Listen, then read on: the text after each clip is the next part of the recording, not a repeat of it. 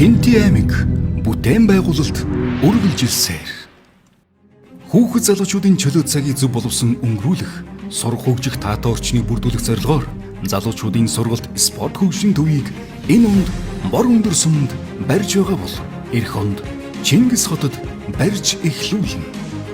Чингис хотод баригдахаар төлөвлөгдөж буй залуучуудын сургалт спорт хөгжлийн төв нь 7000 м квадрат талбайтай орчин үеийн загвар хийцэл бүхий 3 давхар барилгаас бүрдэж байгаа юм. Үүнд 1-р давхартаа 240 хүний суудалтай спорт зал, 48 хүний хүчин чадалтай 25 м урттай 5 зам бүхий стандартад нийцсэн усан бассейн, сауна, дүүш, барай заслын мөрөө, номын сан, кофе шоптай.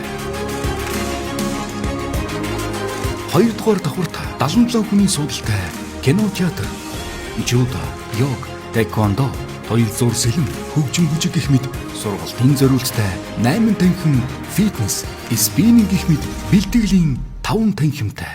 3 давхартаа 40 суудалтай e-спортын танхим, шатар, тархины фитнес, ширээний теннис, бильярд гэх мэт залуучуудын сонирхлыг татахуйц оюуны болон биеийн хүчний спортоор хичээлэх боломжийг цогцоор нь бүрдүүлжээ.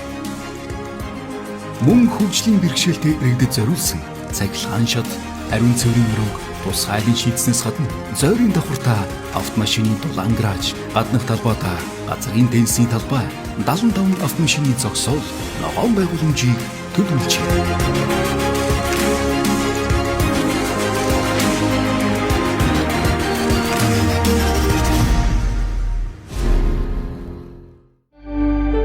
Хинти аймаг бүтээн байгуулалт үргэлжилсээр